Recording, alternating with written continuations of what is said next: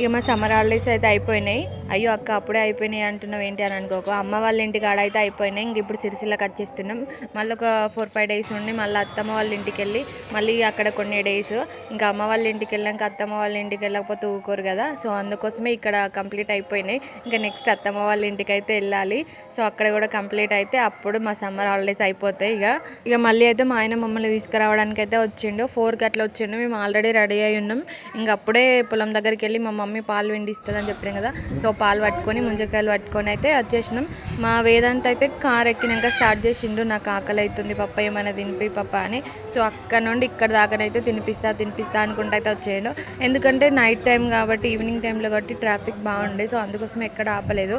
So Sircilla entry కాగానే ఇంకా restaurant దగ్గర అయితే వాడికే కాదు నిజం చెప్పాలంటే అందరికీ ఆకలి అవుతుంది. చాలా అంటే చాలా ఆకలి అవుతుంది. ఇంకా ఇంటికి వచ్చి వంట చేసుకొని తినే అంత లేదు.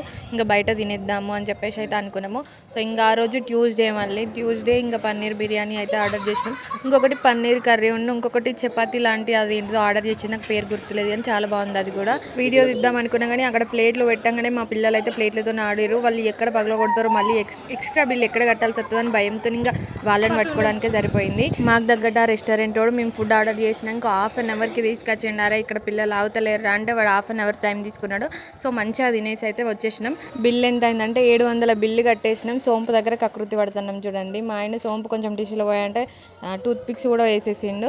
సో ఇలా నాలాగా ఎవరు ఇంటికి ఇలా సోంపు తెచ్చుకొని తింటారో కమెంట్ సెక్షన్లో కమెంట్ చేయండి అబ్బా.